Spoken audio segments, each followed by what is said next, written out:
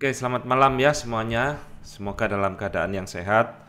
Nah, saudara, hari ini adalah tema yang tertunda ya, karena bulan lalu kita libur Lebaran dan kita malam ini memulai tema yang tertunda tersebut. Saya akan share screen. Nah, kita malam ini akan membahas satu tema yang mungkin jarang dibahas tentang surga dan neraka, dua tujuan akhir hidup manusia. Nah, saudara sekalian, tema ini akan kita bagi menjadi dua seksi ya, dua bagian. Pertama, saya akan membahas tentang surga, kemudian bagian kedua saya akan berbicara tentang neraka, dan akhirnya kita akan simpulkan di dalam satu perenungan hidup kita. Nah, ketika kita berbicara saudara tentang surga, saudara jangan berpikir bahwa hanya di dalam kekristenan yang membicarakan tentang surga dan neraka. Nah, ketika kita berbicara tentang surga dan neraka, ini ada sebenarnya pembicaraan yang sangat universal ya. Universal itu artinya sesuatu yang dipikirkan oleh orang-orang di dalam sepanjang sejarah. Nah, di dalam pembacaan saya yang paling lama itu adalah di dalam masa Yunani, kira-kira 500-400 tahun sebelum Yesus lahir pun, orang-orang Yunani sudah memikirkan tentang keberadaan surga dan neraka. Misal saudara, Sokrates ya, seorang filsuf Yunani mengatakan bahwa mereka yang hidup di dalam keadilan dan kekudusan akan pergi ketika dia mati ke suatu pulau yang diberkati dan tinggal di sana dengan satu kebahagiaan yang sempurna, jauh dari hal-hal yang jahat. Nah, demikian juga dia mengatakan orang-orang yang hidup tidak adil, yang jahat akan pergi ke tempat penghukuman yang disebut dengan Tartarus. Nah, Plato juga mengatakan yang sama ya di dalam kutipan dari Louis Marcos ini. Plato juga mengatakan ada penghukuman dan berkat bagi jiwa-jiwa ya. Kemudian dia mengatakan bahwa setiap jiwa itu akan menerima hukuman atau pahalanya sesuai dengan 10 kali lipat dari apa yang dia lakukan selama dia hidup. Nah, saudara, kutipan ini menunjukkan kepada kita bahwa pembahasan pemikiran tentang surga dan neraka itu adalah sesuatu yang sangat bersifat universal. Tetapi apa yang menjadi keunikan di dalam kekristenan ketika nanti kita akan berbicara tentang surga dan neraka? Nah, kita mulai terlebih dahulu tentang surga. Saudara, apa yang muncul di dalam pikiran saudara ketika saudara mendengar kata surga? Kata ini muncul mungkin ratusan kali di dalam Alkitab. Tuhan Yesus ngomong kerajaan surga dan sebagainya. Tetapi kita mungkin jarang memikirkan apa itu surga. Nah, ada dua pandangan saudara tentang surga menurut para teolog-teolog atau pentafsir-pentafsir Alkitab. Ya, pandangan pertama itu memberikan satu definisi tentang surga adalah suatu tempat yang kita sebut dengan seberang langit biru, nun jauh di sana. Atau disebut juga dengan otherworldly heaven, surga dunia yang lain. Ya, kita dulu waktu kecil sekolah minggu kan diajari dunia yang fana bukanlah rumahku, hartaku di sana seberang langit biru. Nah, lagu yang tadi kita dengarkan, pujian tersebut juga mengatakan kita pergi ke rumah Bapak dan sebagainya ya. Ini adalah pengertian yang pertama saudara, bahwa surga itu ada satu tempat di sana, tempat yang asing di negeri awang-awang yang kita sebut dengan seberang langit biru. Nah, pandangan ini itu dipegang oleh bapak-bapak gereja maupun juga orang-orang reform. Misalkan bahwa gereja Origen, Agustinus, Puritan Jonathan Edwards, Charles Finney, Nelson Darby, ini orang dispensasionalis, Wayne Jackson dan lain-lain ya, masih banyak yang lainnya. Nah, misalkan saudara Wayne Jackson ya di dalam salah satu tulisannya mengatakan seperti ini. Kristus itu tidak kembali dari surga dengan umatnya kepada bumi yang diperbaharui, tetapi dia kembali untuk membawa umatnya kepada rumah Bapa ya, home to the Father. Jadi dia memakai ayat ini, Yohanes 14 ayat 2, Yesus ngomong di rumah Bapakku banyak tempat dan sebagainya. Jadi bagi orang-orang seperti ini, Origen, Agustinus dan sebagainya, surga itu ada di satu tempat di sana di luar dari bumi ini. Di mana itu ya tidak tahu, pokoknya itu surga di dalam dunia yang lain. Tetapi saudara, tafsiran kedua atau pandangan kedua mengatakan bahwa surga di dalam arti final state, kondisi terakhirnya, nanti itu adalah bumi yang kita tinggali ini, tetapi yang diperbaharui. Ya, jadi surga itu apa? Yaitu bumi yang direstorasi, renewing earth, menjadi tempat nanti tinggal umat Tuhan selama-lamanya di dalam kekekalan. Ya, nah, pandangan ini ada pandangan yang dipegang oleh Martin Luther, John Wesley, termasuk Gereja Adventist ya, Ellen G. White pendirinya, dan teolog Reform Herman Bavinck, seperti juga Abraham Kuyper, Gishi Berkouwer, dan sebagainya, dan termasuk Anthony Hoekema dan lain-lain. Dan saudara jangan heran, ini juga adalah pandangan dari Saksi Yehova. Nah, Saksi Yehova juga memiliki pandangan bahwa surga nanti itu adalah bumi kita yang diperbaharui, yang direstorasi, ya. Nah, saudara, ini adalah pandangan yang lebih umum ya, lebih populer daripada pandangan yang pertama. Nah, saya tidak tahu saudara ketika mendengarkan sampai di dalam poin ini, apa yang menjadi pemikiran saudara selama ini tentang surga. Nah, kebanyakan orang Kristen itu berpikir di dalam poin yang pertama. Ya, dulu saya juga berpikir seperti itu, bahwa surga itu ada di seberang langit biru, nun tempat yang jauh di sana, di negeri antah berantah, tidak tahu di mana itu, pokoknya itu surga. Ya, nah inilah saudara yang juga dikatakan oleh beberapa teolog, saya kutipkan ya, misalkan Richard Middleton. Nah, Richard Middleton itu memberikan satu kritik kepada pandangan yang pertama. Dia mengatakan bahwa surga itu cenderung untuk dipahami di dalam dua arti. Pertama, surga itu dimengerti sebagai suatu realitas yang transenden di luar waktu dan ruang. Ini seperti tempat di seberang langit biru ya. Kedua, surga itu juga sering dipahami sebagai relasi dengan Allah yang utamanya itu cuma worship, menyanyi untuk Tuhan. Dan dikatakan bahwa surga itu adalah satu tempat in another world, dunia yang lain. Ya, ini kritik Richard Middleton terhadap pandangan yang pertama. Jadi saudara, demikian juga pandangan daripada John L. the Great ya, juga mengatakan yang sama. Hampir setiap orang Kristen yang saya temui memiliki satu pemikiran bahwa kekekalan itu adalah ibadah gereja yang tidak pernah akhir. Kita duduk di sana menyanyi never ending sing along in the sky, di langit ya, satu lagu demi satu lagi, satu lagu demi satu lagu selama-lamanya. Amin, begitu. Nah, saudara, inilah gambaran ya, sehingga banyak orang bertanya dan berkata, saudara, apakah di surga itu bukan sesuatu yang membosankan ya, kalau nanti kita di surga cuma nyanyi terus, sudah lagu habis nyanyi lagi, habis nyanyi lagu terus sampai selama-lamanya di dalam kekekalan. Kita itu kesannya di surga itu cuma menyanyi terus ya, sehingga inilah satu kritik. Nah, demikian juga kalau kita membaca pemikiran dari Anthony Hoekema di dalam bukunya Bible and the Future, dia juga memberikan kritik bahwa seseorang itu mendapatkan kesan ya dari beberapa lagu him bahwa orang-orang percaya yang nanti dibawa Tuhan kembali ke surga itu akan menghabiskan seluruh hidupnya di dalam kekekalan ini, somewhere off in space, di luar ruang kita, away from earth, jauh dari bumi kita ya. Jadi saudara, inilah gambaran-gambaran ya orang memahami tentang surga di dalam pandangan yang pertama, termasuk juga adalah Randy Alcorn. Nah, Randy Alcorn di dalam bukunya Heaven juga mengkritik yang sama. Terlalu sering kita diajarkan bahwa surga itu adalah satu realitas yang bersifat non-fisik, dunia roh. Jadi kita nanti di surga itu menurut pandangan pertama tadi itu adalah kita hanya berada dalam dunia roh. Nah, kita tidak memiliki taman, kita tidak ada kota, tidak ada kerajaan dan sebagainya.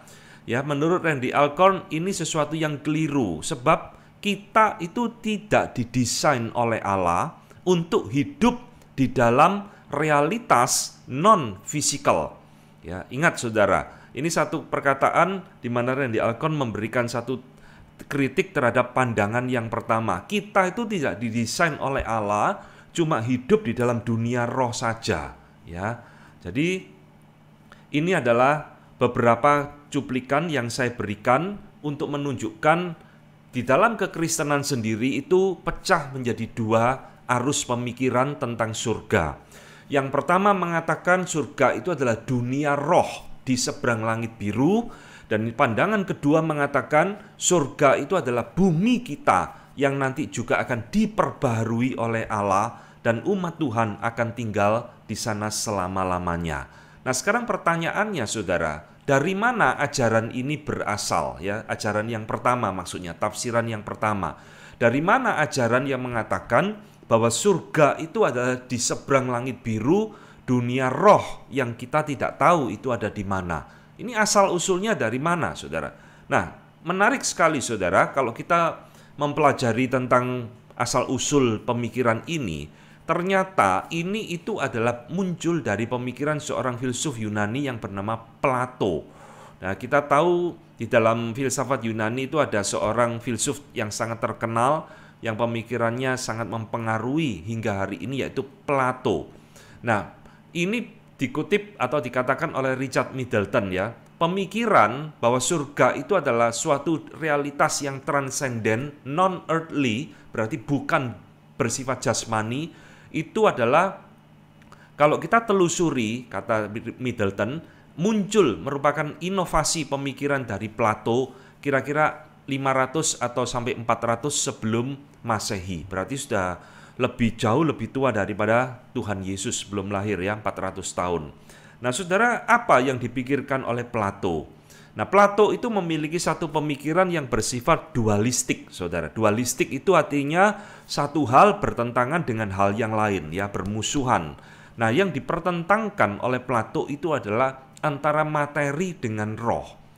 Di dalam banyak pemikiran filsafat Yunani, saudara, mereka memiliki pemikiran yang bersifat dualisme ini, dualistik, yaitu pertentangan antara roh, di mana dikatakan roh itu sesuatu yang baik.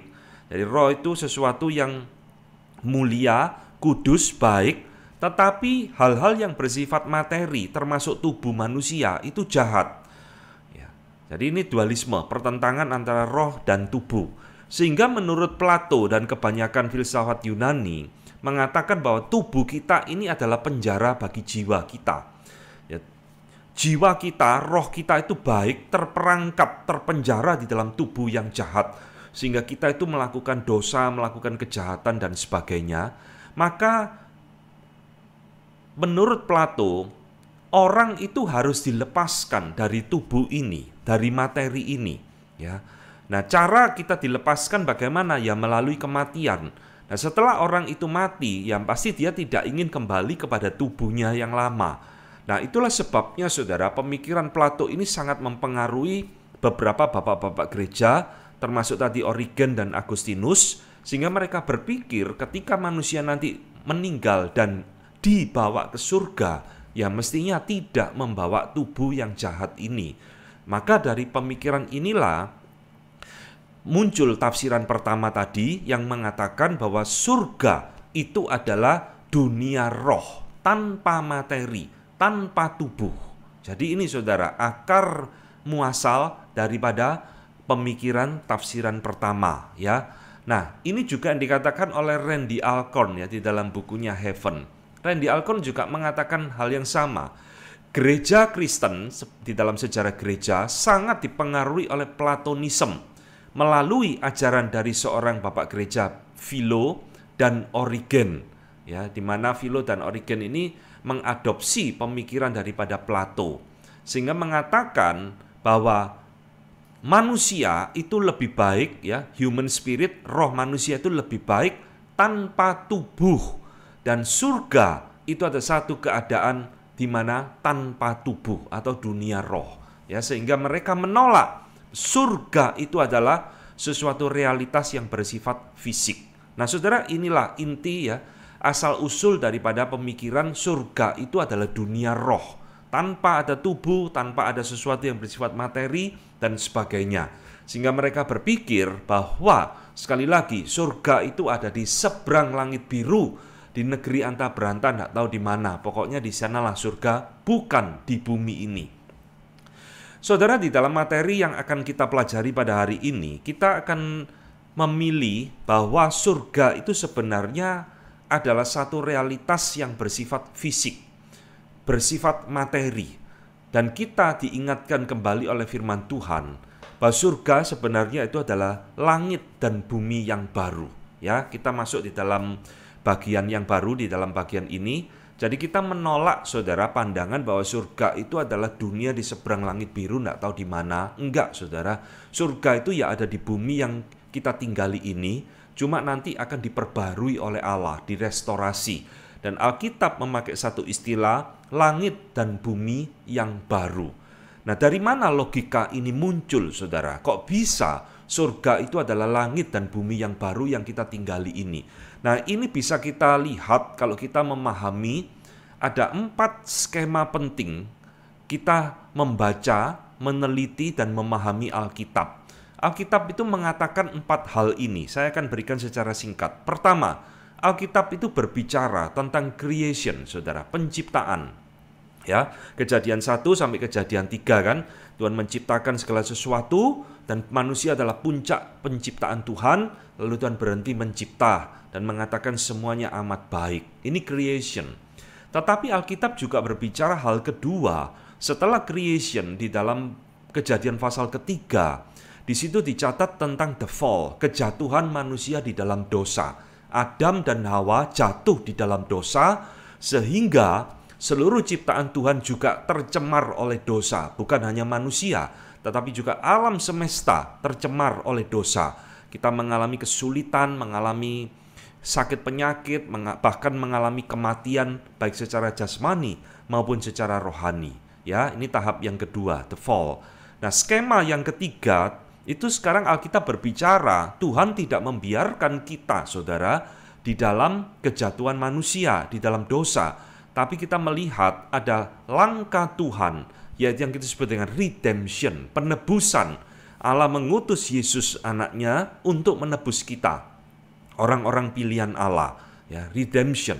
Nah, setelah redemption itu Tuhan lakukan, apa yang menjadi puncak daripada karya Allah di dalam sejarah umat manusia? Pada waktu Kristus datang nanti kedua kali, disinilah yang kita sebut dengan recreation, penciptaan ulang. Ya. Penciptaan ulang, kadang-kadang disebut dengan consummation atau puncak daripada karya Allah. Nah, saudara, inilah 4 skema ya yang harus ada di dalam pikiran kita untuk kita memahami apa itu surga. Jadi surga itu adalah recreation daripada bumi yang sudah rusak ini, diciptakan ulang kembali oleh Tuhan sebagai tempat tinggal kita.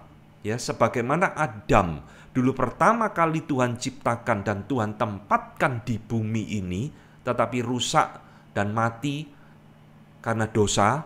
Nanti pada waktu Kristus datang kedua kali, di sini ada terjadi recreation, penciptaan ulang kembali, langit dan bumi ini menjadi baru kembali.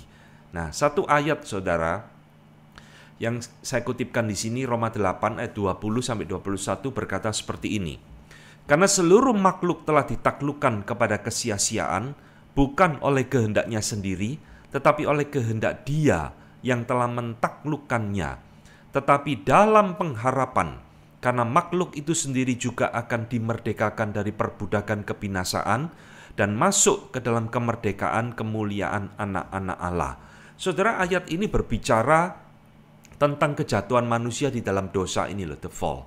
Di dalam kejatuhan manusia dalam dosa, saudara, seluruh makhluk, bukan hanya manusia toh ya, seluruh makhluk itu menantikan pembebasan, hari kemerdekaan dari perbudakan kebinasaan. Ini bicara apa, saudara?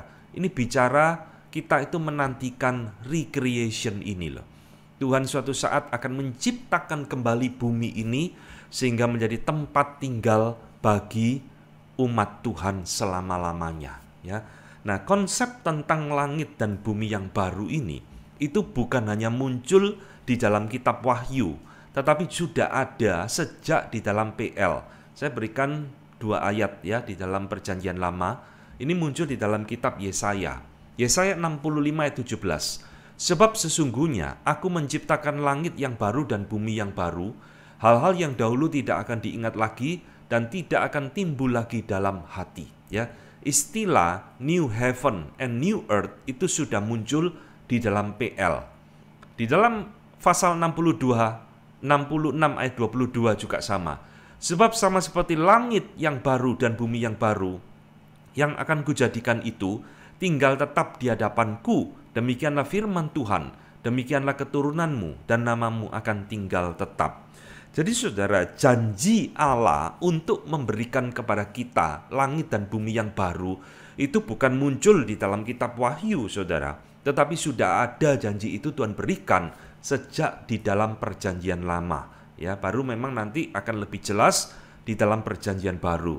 Misal, di dalam 2 Petrus 3 ayat 13. Tetapi sesuai dengan janjinya, kita menantikan langit yang baru dan bumi yang baru, di mana terdapat kebenaran.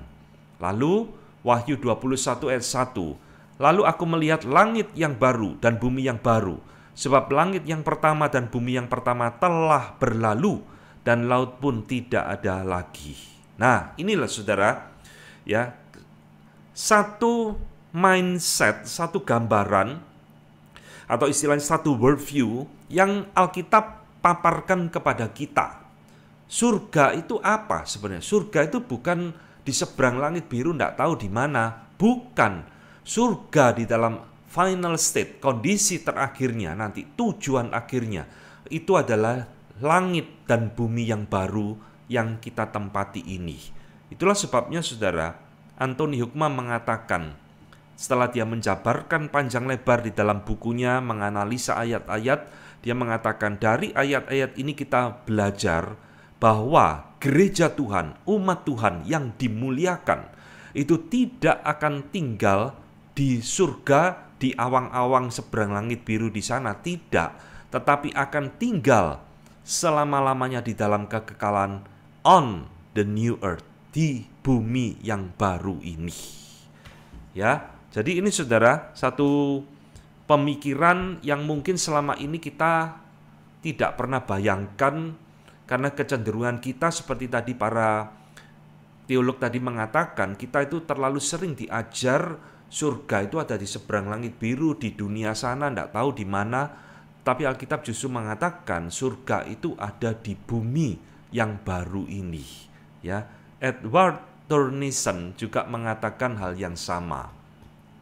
Dunia yang akan kita masuki nanti pada waktu kedatangan Yesus Kristus kedua itu bukan another world, bukan dunia yang lain di sana, bukan. It is this world, dunia ini, this heaven, langit ini, this earth, ya, bumi ini, ya, akan berlalu dan akan diperbaharui. Jadi ini satu penegasan yang dinyatakan oleh para teolog yang mengatakan, yang percaya bahwa surga itu adalah langit dan bumi yang baru yang sekarang kita tinggali ini, yang nanti akan diperbarui, direstorasi oleh Allah.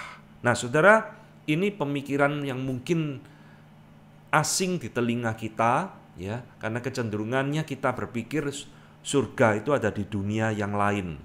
Nah sekarang yang jadi problem dan jadi pertanyaan kita saudara, loh tapi bumi ini kan belum diperbaharui, bumi ini kan masih bumi yang berdosa, dan selama kita menantikan langit dan bumi yang baru ini, kan banyak anak-anak Tuhan yang Tuhan sudah panggil pulang kembali ke surga, ya, kita ngomongnya kan pulang kembali ke surga.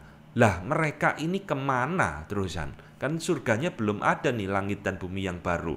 Nah sekarang kita akan mencoba membahas ini. Bagaimana dengan orang-orang yang sudah mendahului kita dipanggil oleh Tuhan? Kemana mereka ini? Ya, saudara-saudara, ada satu kalimat menarik ya dari Richard Middleton yang tadi sudah saya kutipkan lagi.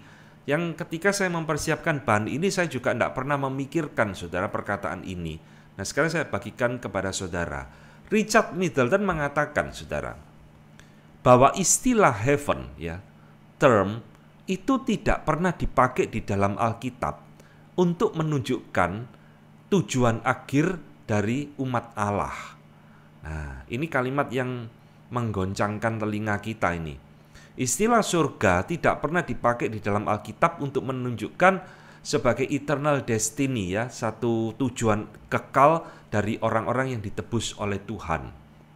Dan dia mengatakan, semakin kita terus memakai istilah surga untuk menunjukkan pengharapan eskatologi atau pengharapan akhir zaman bagi orang-orang percaya, semakin kita akan terdistorsi perhatian kita dari pengharapan yang sesungguhnya. Nah, maksudnya dia adalah begini loh saudara. Kita ini kan sudah terbiasa dengan satu pemikiran istilah surga-surga. Orang meninggal kemana? Pergi ke surga ya.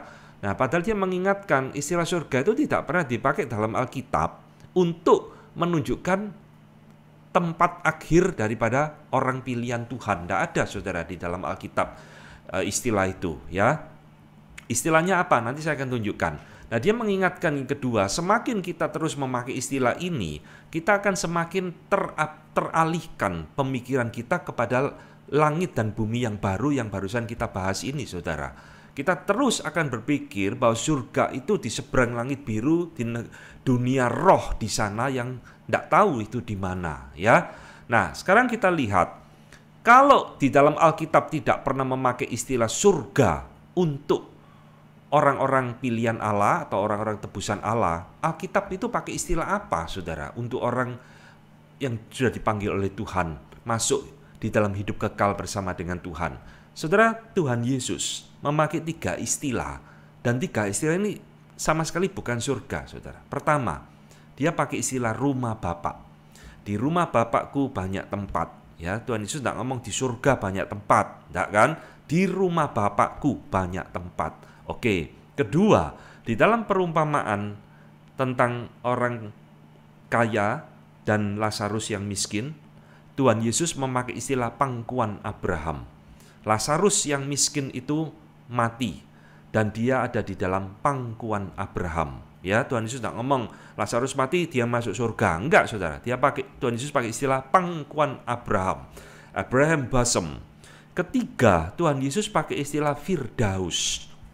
Ketika Tuhan Yesus di atas kayu salib berkata kepada penjahat, hari ini engkau dan aku bersama-sama di Firdaus. Ini 3 istilah yang dipakai oleh Tuhan Yesus. Tuhan Yesus tidak pernah ngomong seperti Middleton tadi ngomong, hari ini engkau bersama dengan aku di surga. Tidak ada, ya. Tetapi saudara, untuk memudahkan bagi kita, bagi jemaat awam, akhirnya sudah jadi tradisi dan kebiasaan, 3 istilah ini rumah Bapa, pangkuan Abraham, dan Firdaus, untuk lebih gampangnya kita pahami sebagai surga. Ya memang tidak salah ya. Ini adalah kata lain dari surga. Tetapi Middleton mengingatkan, Alkitab tidak pernah secara strict khusus memakai istilah surga menjadi tempat tujuan akhir daripada orang tebusan Tuhan. Ya, ini istilahnya. Nah, saudara, lalu kemanakah orang-orang yang mendahului kita yang dipanggil oleh Tuhan itu? Mereka itu kita sebut berada di satu kondisi atau status yang disebut dengan intermediate state.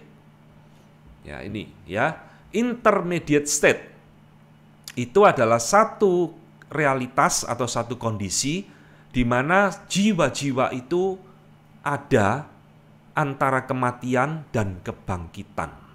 Jadi sekarang mereka kan sudah dipanggil Tuhan tapi belum dibangkitkan kan? Belum menerima tubuh kemuliaan. Mereka itu berada di dalam satu kondisi yang disebut dengan intermediate. Inter itu kan artinya antara. Mediate itu satu mediasi ya, satu kondisi pengantara. Jadi antara kematian dan kebangkitan. Dan di dalam masa penantian ini, saudara, masa intermediate state ini, roh manusia itu tetap punya kesadaran. Mereka sudah bersama dengan Allah. Mereka menikmati hidup yang kekal. Mereka menikmati relasi dengan Allah. Meskipun, nah ini ingat, ini bukan tujuan final, saudara. Tujuan final kita nanti adalah tetap langit dan bumi yang baru. Mereka berada di dalam masa penantian ini sambil menantikan nanti Yesus datang kedua kali dibangkitkan dan diberikan tubuh kemuliaan yang baru. Jadi inilah jawabannya kalau kita ditanya, loh kemana orang-orang yang mendahului kita? Kan langit dan bumi yang baru belum ada, belum tercipta. Iya, tapi mereka sudah bersama-sama dengan Tuhan di dalam masa perantara atau masa penantian intermediate state. Lalu bagaimana dengan istilah surga yang sudah terlanjur kita pakai di dalam kehidupan kita sehari-hari, di dalam kehidupan kita bergereja? Saudara Randy Alcorn ya di dalam bukunya memberikan kepada kita satu penjelasan yang menurut saya cukup baik. Dia mengatakan, nah ini, di dalam buku ini atau bukunya dia, ketika menunjuk kepada tempat di mana orang-orang percaya itu pergi setelah meninggal, saya memakai istilah the present heaven atau intermediate heaven atau surga yang sekarang ini.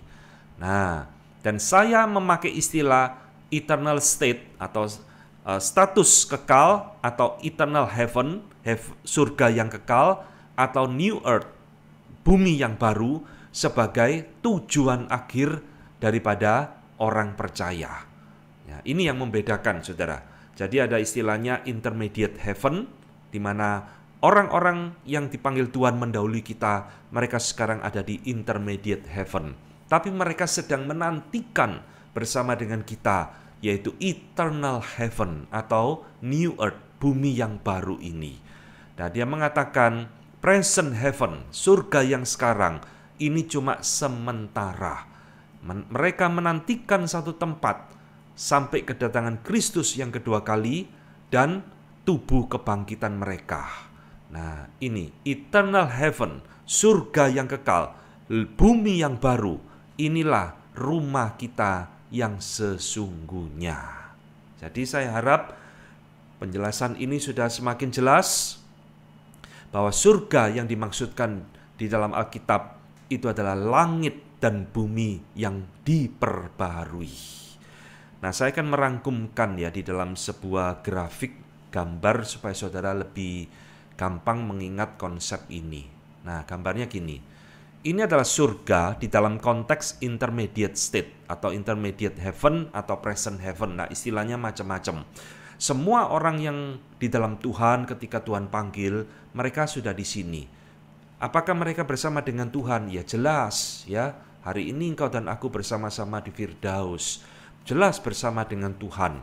Tapi pada waktu nanti Kristus datang kedua kali, saudara, maka inilah surga di dalam konteks final state, eternal heaven, yaitu langit dan bumi yang baru, yang Tuhan akan restorasi bagi kita. Nah, nanti semua orang ini akan hidup kembali, menempati bumi yang baru, langit yang baru ini, bersama dengan Tuhan selama-lamanya. Jadi kita nanti akan Tuhan kembalikan lagi ke bumi yang sama ini, tetapi dengan kondisi yang berbeda, ya. Nah, sekarang kalau kita sudah mengerti tentang langit dan bumi yang baru, yang merupakan tujuan akhir daripada umat pilihan Tuhan, maka apa, saudara, yang Tuhan lakukan dengan bumi yang lama ini?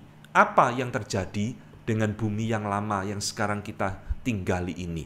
Kan tidak mungkin lagi, saudara, orang yang sudah Tuhan kuduskan, yang sudah Tuhan tebus, masih tinggal di bumi yang sekarang kita hidupi ini. Ada kematian, ada peperangan, ada penyakit, ada bencana alam. Kan tidak cocok, saudara. Maka apa yang akan terjadi dengan bumi yang lama yang sekarang kita tinggali ini? Nah, kembali kita diperhadapkan kepada dua pandangan, dua pentafsiran. Saya berikan yang pertama, tafsiran pertama mengatakan bahwa bumi yang lama yang sekarang kita tinggali ini akan dihancurkan oleh Allah. Ya, dihancurkan, dimusnahkan, dilenyapkan.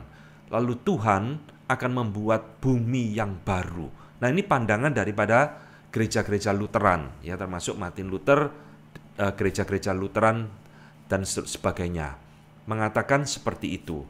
Nah, tentunya tafsiran ini juga didasarkan kepada satu ayat di dalam 2 Petrus 3 ayat 12. Yaitu kamu yang menantikan dan mempercepat kedatangan hari Allah, Pada hari itu langit akan binasa dalam api dan unsur-unsur dunia akan hancur karena nyalanya. Tetapi sesuai dengan janjinya, kita menantikan langit yang baru dan bumi yang baru di mana terdapat kebenaran. Nah, saudara, ayat ini ditafsirkan oleh kelompok Lutheran dan mungkin juga denominasi lain bahwa inilah ayat yang menunjukkan bumi ini akan Tuhan hancurkan, musnahkan, lalu Tuhan membuat yang baru seperti mula-mula Tuhan menciptakan alam semesta, ya. Nah, tafsiran kedua, ini tafsiran daripada gereja Reform, mengatakan sebaliknya, saudara, bahwa bumi yang lama ini tidak dihancurkan, tidak dilenyapkan, tidak dimusnahkan, tetapi bumi yang lama ini akan diperbaharui, renew, restore oleh Allah. Jadi kalau saya ibaratkan ya, rumah itu kira-kira kalau pandangan yang pertama itu dihancurkan, diambrukkan rata dengan tanah, lalu bangun kembali rumah. Tapi tafsiran kedua, rumah yang lama ini tidak dirobohkan total, tapi direstorasi sehingga tetap menjadi rumah yang baru. Ya, analoginya seperti itu. Nah, di dalam pandangan Reform, kenapa kok berpikir bumi yang lama ini tidak dimusnahkan, tapi cuma diperbaharui saja? Nah, tentunya itu juga ada dasar pemikirannya. Ya, saya berikan beberapa kutipan dari Herman Bavinck, misalkan seorang teolog Reform Belanda, yang mengatakan bahwa bumi ini akan diperbaharui, ya, renewal of the world, dan seluruh isinya sesuai dengan apa yang Alkitab katakan tentang penebusan. Ya. Nah, bahwa bumi yang berikutnya itu adalah tidak pernah menjadi bumi yang kedua yang betul-betul baru, tetapi adalah recreation dari dunia yang sudah ada. Ini yang saya garis bawah, ini penting. A recreation of the existing world, ya. Jadi penciptaan ulang dari dunia yang sudah ada, tidak Tuhan hancurkan. Demikian juga pemikiran dari Wayne Grudem, seorang teolog Injili. Dia mengatakan Tuhan tidak akan secara sepenuhnya menghancurkan dunia fisik ini, ya. Tetapi ini langsung saya lompat, tetapi dia akan menyempurnakan ciptaan yang sudah ada ini, diperbaharui dengan tujuan sebagaimana dia ciptaan ulang, penciptaan awal mula-mula di dalam kitab Kejadian. Jadi ini pandangan, saudara, yang mengatakan bahwa dunia atau bumi kita yang lama ini tidak dihancurkan, tetapi diperbaharui sehingga menjadi tempat yang cocok, tempat yang nyaman, tempat yang seharusnya bagi umat Allah tinggal di dalamnya. Nah, sekarang dasarnya dari mana kita memikirkan dan berani mengatakan bahwa bumi ini cuma diperbaharui? Ada satu penggalian Alkitab dari 2 Petrus tadi yang kita baca, saudara, yaitu adalah kata baru, ya, langit dan bumi yang baru tadi, itu kata baru. Saudara, kata baru di dalam bahasa Yunani itu ada 2 macam, saudara. Pertama itu kainos dan kedua neos, ya. Jadi apa bedanya kainos dan neos? Kainos itu adalah baru, bukan betul-betul baru, tetapi baru yang bersifat diperbaharui. Tetapi neos itu adalah betul-betul baru dari tidak ada. Ya, misal analoginya sebuah mobil yang tabrakan, ya, hancur, saudara. Lalu diperbaiki di bengkel sehingga mobil itu bisa berfungsi kembali seperti sedia kala. Itu kainos. Tapi kalau mobil itu baru betul-betul dibuat dari pabrik, dari tidak ada, lalu di-assembling, jadilah mobil, itulah neos. Jadi saudara bisa membedakan, ya. Nah, di dalam 2 Petrus dan kitab Wahyu, kata baru yang dipakai di situ adalah kainos, yang memberikan satu indikasi bahwa langit dan bumi yang baru itu bukan betul-betul ciptaan yang dari tidak ada menjadi ada, bukan. Tapi dari sesuatu yang sudah ada, tetapi diperbaharui menjadi lebih baik lagi, lebih mulia lagi. Nah, ini dasar argumentasinya mengapa kita percaya bahwa bumi ini tidak dihancurkan tetapi diperbaharui. Nah, alasan kedua, saudara, ini paralel atau sama dengan tubuh kebangkitan kita yang juga adalah tubuh yang lama tetapi dimuliakan, ditransformasi oleh Tuhan, ya. Jadi kalau kita berpikir sesuai dengan janji Tuhan, nanti Kristus datang, orang-orang yang meninggal dalam Tuhan akan diberikan tubuh kebangkitan atau tubuh kemuliaan. Nah, tubuh kebangkitan itu kan ya tubuh yang lama kita tetapi diperbaharui. Sama seperti tubuh kebangkitan Yesus. Itu tubuh yang lama, yang juga pernah dipaku, dicambuk. Itu tubuh yang sama tapi dimuliakan. Nah, dengan konsep ini, saudara, dengan paralel ini, maka teolog-teolog reform itu percaya bahwa bumi ini adalah diperbaharui, ya, bukan diciptakan ulang. Ya, Randy Alcorn kembali mengatakan hal yang sama. Jadi bumi ini akan di-restore, ya, direstorasi dan disempurnakan menjadi cocok dengan tubuh kita yang juga dimuliakan oleh Allah. Jadi klop, saudara, tubuh kemuliaan tinggal di bumi yang juga dimuliakan. Ya, kalau kita sudah dibangkitkan, tapi kita tinggal di bumi yang penuh dosa, penuh penderitaan, ini kan tidak klop. Ya, jadi kedua-duanya ini mengalami pembaharuan oleh Allah. Jadi ini, saudara, apa yang terjadi dengan bumi yang lama? Sekarang kita sudah tahu jawabannya, bukan dihancurkan, tetapi Tuhan akan perbaharui. Nah, yang menjadi pemikiran kita, besok nanti kita tinggal di bumi yang baru, langit dan bumi yang baru itu kehidupan seperti apa? Ya, tadi kita menolak, saudara, tafsiran yang pertama yang mengatakan bahwa surga itu ada dunia roh di seberang langit biru di sana. Kita percaya bahwa surga yang sesungguhnya adalah bersifat jasmania di langit dan bumi yang baru ini. Lalu apa yang akan terjadi di langit dan bumi yang baru ini? Ada 2 poin yang ingin saya sampaikan. Pertama, setiap kali kita mengingat akan hal ini, besok kita hidup di bumi yang baru ini seperti apa? Saudara, pertama harus kita ingat bahwa di langit dan bumi yang baru ini terdapat hal-hal yang bersifat discontinue. Ya, berarti discontinue itu berarti putus. Berbeda dengan bumi yang lama. Wahyu 21 ayat 4 mengatakan, Ia akan menghapus segala air mata dari mata mereka, dan maut atau kematian, ya, tidak akan ada lagi. Tidak akan ada lagi perkabungan atau ratap tangis atau duka cita, sebab segala sesuatu yang lama itu telah berlalu. Saudara, ayat ini jelas menunjukkan bahwa nanti di langit dan bumi yang baru ada hal-hal yang berbeda dengan dunia sekarang kita. Tidak ada lagi COVID-19, saudara. Tidak ada lagi perang, tidak ada lagi kematian, tidak ada lagi hal-hal yang membuat kita sedih, tidak ada lagi hal-hal yang buruk yang membuat kita meratap atau menangis dan sebagainya. Tidak ada itu, ya. Nah, ini boleh kita simpulkan bahwa di langit dan bumi yang baru nanti termasuk akan banyak profesi dan pekerjaan yang tidak lagi dibutuhkan. Misal, saudara, dokter, ya, tidak ada di langit dan bumi yang baru. Profesi pekerjaan dokter itu tidak ada, tidak laku, saudara. Ya, kan nggak ada kematian kok. Rumah sakit ya tidak ada, ya, apotek ya tidak perlu, penjara ya tidak ada, kan tidak ada orang jahat lagi, dan banyak lagi, termasuk menurut saya tidak ada lagi dokter-dokter kecantikan, ya, ibu-ibu tidak perlu lagi ke salon merawat diri supaya awet muda, tidak perlu lagi, karena kita di langit dan bumi yang baru kita akan forever young, saudara.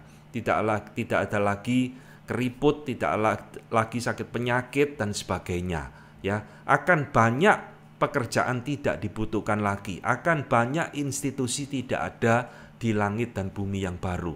Nah, ini yang membedakan hal-hal bumi yang lama dengan bumi yang baru. Tetapi hal kedua, saudara, langit dan bumi yang baru juga bersifat kontinu, ada hal yang mirip, bahkan sama.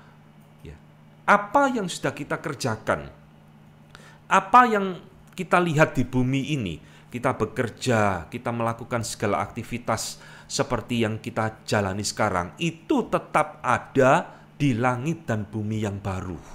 Ya, Herman Bavinck, saya kutip kembali, mengatakan, sebagaimana langit dan bumi yang baru dibentuk dari dunia ini, artinya diperbarui dari dunia ini, ya, dan orang-orang percaya itu juga merupakan penciptaan ulang dari Tuhan setelah jatuh di dalam dosa, maka kehidupan umat tebusan Allah di langit dan bumi yang baru ini itu adalah sama seperti di bumi sekarang ini. Ya, jadi kita hidup nanti di langit dan bumi yang baru, kita menjalani satu kehidupan yang sama dengan dunia sekarang ini, dengan beberapa perbedaan yang tadi saya sebutkan. Saudara tetap bekerja dan sebagainya, dan tentunya salah satu hal yang membedakan adalah nanti di langit dan bumi yang baru tidak ada lagi kawin mengawin, kata Tuhan Yesus. Kita akan hidup seperti malaikat, tidak lagi beranak pinak, saudara. Karena umat tebusan Tuhan itu tidak bisa berkurang, tidak bisa bertambah. Ya, segitu-gitu terus. Ya, jumlah orang pilihan Tuhan di langit dan bumi yang baru. Tidak lagi beranak cucu seperti perintah Tuhan kepada Adam di ciptaan mula-mula. Itu tidak ada. Tapi kita tetap mengembangkan diri, kita tetap bekerja, berbudaya, dan sebagainya. Wahyu 21 ayat 24 mengatakan, dan bangsa-bangsa akan berjalan di dalam cahayanya, dan raja-raja di bumi membawa kekayaan mereka kepadanya. Jadi ayat ini menunjukkan besok di langit dan bumi yang baru tetap ada kehidupan berbangsa, tetap ada negara, tetap ada pemimpin-pemimpin. Tentunya berbeda dengan yang sekarang kita lihat, ya. Tidak ada pemimpin yang jahat dan sebagainya. Semua itu dalam konteks kekudusan dan kemuliaan Tuhan. Ya, ini saudara yang kita lihat sebagai kontinuitas bumi yang lama dengan bumi yang baru. Nah, bahkan Abraham Kuyper, seorang reform Belanda, juga mengatakan bahwa nanti di langit yang baru kita dapat menyimpulkan bahwa pengetahuan dan penguasaan yang kita telah capai atas alam semesta ini di bumi yang sekarang ini akan terus berlanjut di dalam kerajaan kemuliaan Allah. Jadi nanti di langit dan bumi yang baru ini kita tidak memulai kehidupan manusia seperti zaman purba, tinggal di goa-goa, terus berburu binatang. Enggak, saudara. Apa yang sudah kita capai di dalam kebudayaan kita yang baik, ya, yang berguna, yang memuliakan Tuhan, akan terus dibawa ke dalam langit dan bumi yang baru. Ini yang kita percayai, ya. Demikian juga Alexander Hodge, seorang teolog reform abad ke-18, juga mengatakan yang sama, bahwa nanti di langit bumi yang baru, ini surga sebagai eternal home, itu adalah bersifat human in structure, ya, struktur bersifat manusiawi di dalam kondisi dan aktivitasnya. Kita melakukan aktivitas yang seperti kita jalani, tentunya dengan sesuatu hal yang baik, yang positif. Tidak ada lagi iri hati, tidak ada lagi benci atau dengki dan emosi-emosi yang negatif dan sebagainya. Bahkan dia mengatakan nanti kita terus akan mengembangkan di langit dan bumi yang baru itu semua kapasitas dan talenta kita untuk memuliakan Tuhan. Ya, ini holy affections, perasaan-perasaan kudus, dan satu social affinities, persaudaraan sosial yang baik dan sebagainya. Jadi ini saudara yang menjadi kontinuitas, kelanjutan dari apa yang kita lakukan di bumi yang lama ini akan berlanjut di langit dan bumi yang baru. Ya, jadi nanti di langit dan bumi yang baru itu kita keliru sekali kalau kita berpikir, oh kerjaannya nanti di surga apa, nyanyi terus nyanyi lagu satu habis ganti lagu terus sampai kekekalan, sampai bosen muntah-muntah nyanyi terus. Enggak, ya kita tetap hidup seperti yang sekarang kita jalani, tentunya dengan kondisi-kondisi yang berbeda, ya. Jadi saudara, saya harap kita sekarang memahami apa yang disebut dengan surga dan apa yang kita lakukan nanti di langit dan bumi yang baru. Nah, selanjutnya saudara, apakah semua orang yang memiliki hidup yang kekal di surga, di langit dan bumi yang baru ini, semua nanti akan menerima satu pahala yang sama? Ternyata jawabannya tidak, ya. Tidak semua orang pilihan Allah, anak Tuhan, akan menerima pahala atau reward yang sama. Tidak, saudara. Loh, dari mana kok kita tahu? Ya memang sama-sama hidup di surga, di langit dan bumi yang baru. Tetapi tidak semua menerima reward yang sama. 1 Korintus 3 ayat 10-15. Sesuai dengan kasih karunia Allah yang dianugerahkan kepadaku, aku sebagai seorang ahli bangunan yang cakap telah meletakkan dasar dan orang lain membangun terus di atasnya. Tetapi tiap-tiap orang harus memperhatikan, nah ini saudara, bagaimana ia harus membangun di atasnya. Karena tidak ada seorang pun yang dapat meletakkan dasar lain daripada dasar yang telah diletakkan, yaitu Yesus Kristus. Entahkah orang membangun di atas dasar ini dengan emas, perak, batu permata, kayu, rumput kering, atau jerami? Sekali kelak pekerjaan masing-masing orang akan nampak, karena hari Tuhan akan menyatakannya, sebab ia akan nampak dengan api, dan bagaimana pekerjaan masing-masing orang akan diuji oleh api itu. Jika pekerjaan yang dibangun seseorang tahan uji, ia akan mendapat upah. Jika pekerjaannya terbakar, ia menderita kerugian, tetapi ia sendiri akan diselamatkan, tetapi seperti dalam api. Saudara, ayat ini menunjukkan ya bahwa nanti suatu saat ketika hari Tuhan tiba, Tuhan akan menguji apa yang kita lakukan, saudara. Kalau apa yang kita lakukan itu dibangun dari emas, ya tentunya akan menghasilkan kualitas yang berbeda dengan kalau orang itu hidup dengan kualitas jerami yang mudah terbakar. Jadi para teolog, saudara, percaya bahwa nanti di dalam kehidupan kekal di langit dan bumi yang baru, tidak semua orang itu menerima pahala yang sama. Ya, tidak adil, saudara, kalau Paulus diberikan pahala yang sama dengan orang atau penjahat yang mati di sebelah Tuhan Yesus, yang selama hidup tidak pernah melayani, tidak pernah ngapa-ngapain. Dia percaya Tuhan menit-menit terakhir lalu mati masuk surga, dan Paulus yang banting tulang, dicambuk, disiksa demi Injil, besok di surga pahalanya sama. Lah ya kan aneh, saudara, ya. Nah, itulah sebabnya kita percaya bahwa nanti di dalam langit dan bumi yang baru, masing-masing akan menerima pahala, reward, mahkotanya masing-masing sesuai Tuhan menilainya, ya. Nah, selanjutnya apa yang harus kita perhatikan di langit dan bumi yang baru ini?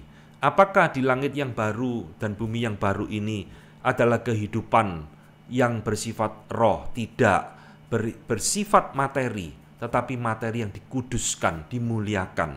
Maka saudara, kehidupan nanti di langit dan bumi yang baru adalah kehidupan di dalam waktu yang tidak berkesudahan. Nah, memang dalam poin ini ya menjadi satu perdebatan. Besok di dalam kekekalan itu ada waktu apa enggak sih? Para teolog itu terbagi menjadi dua arus. Ada yang mengatakan besok di langit dan bumi yang baru yang tidak ada waktu, namanya juga kekekalan. Tetapi ada yang mengatakan meskipun di dalam kekekalan, tetapi karena kita ada di dalam langit dan bumi yang seperti sekarang ini ada waktu, ya tetap ada waktu. Tetapi waktu itu tidak pernah berkesudahan, ya namanya kekal. Jadi ini dua pandangan, ya. Memang bukan hal yang prinsipil, tetapi di dalam poin ini saya lebih setuju kepada pandangan kita ada di dalam waktu yang tidak berkesudahan. Wayne Grudem mengatakan, sebagai makhluk yang terbatas, kita akan hidup di dalam succession of moments. Jadi urut-urutan waktu, urut-urutan momen demi momen, that will never end, yang tidak akan pernah selesai, tidak akan pernah berkesudahan. Nah, waktu yang sekarang kita miliki ini kan suatu saat akan berakhir, saudara. Baik waktu di dalam hidup kita pribadi maupun di dalam waktu dunia ketika Tuhan datang kedua kalinya. Kan waktu akan selesai. Tapi nanti di langit dan bumi yang baru tidak demikian lagi, ya. Nah, inilah section pertama tentang surga, tentang langit dan bumi yang baru. Sekarang kita masuk di dalam section yang kedua, ya. kita akan berbicara tentang neraka. Saudara, ketika membahas tentang surga, kita gampang untuk menerimanya karena surga itu sesuatu yang menyenangkan, sesuatu yang kita idam-idamkan. Orang semua ingin ke sana. Tetapi tidak halnya demikian dengan ketika kita nanti berbicara tentang neraka, saudara. Ini sesuatu yang lebih sulit diterima daripada surga. Jadi neraka itu sebenarnya realitas atau imajinasi manusia semata-mata.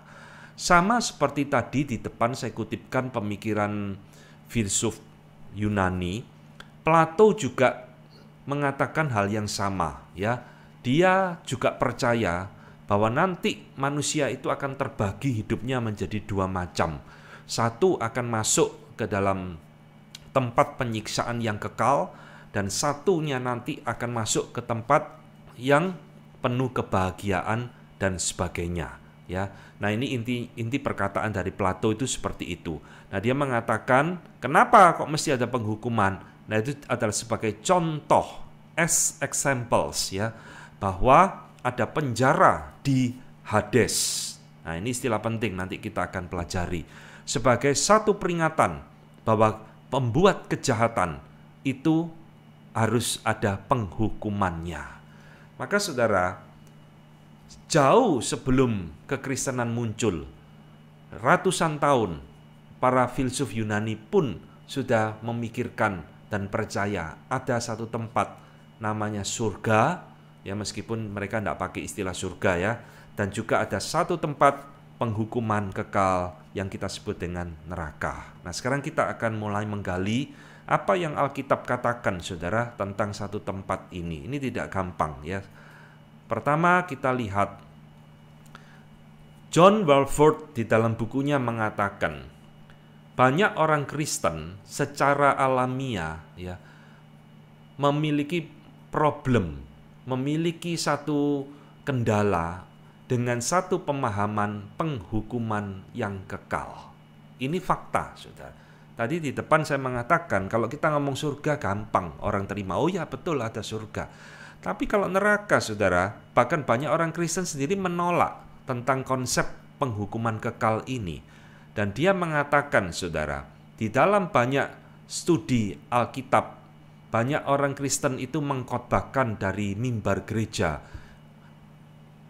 loving Savior, juru selamat yang mengasihi kita, yang mati di atas kayu salib, yang bangkit kemudian, yang mengampuni dosa kita, bla bla bla bla bla bla. Tetapi Walvoord mengatakan orang Kristen mendengar khotbah seperti ini ratusan kali di dalam hidup mereka. Betul kan? Tapi sebaliknya, mereka atau orang-orang Kristen tidak pernah mendengar khotbah tentang neraka. Saudara coba refleksi di gereja kita masing-masing, saudara. Kapan neraka itu dikhotbahkan, saudara? Mungkin seumur hidup saudara jadi orang Kristen, beribadah di gereja tersebut puluhan tahun, tidak pernah dikhotbahkan tentang neraka. Nah, ini satu kesalahan, saudara. Sehingga banyak orang Kristen itu lupa neraka itu ada, neraka itu seperti apa. Lupa karena tidak pernah dikhotbahkan, ya. Neraka, dosa, penghakiman Allah, penghukuman Allah hilang dari mimbar gereja, saudara. Itulah sebabnya hari ini saya akan membahas untuk saudara.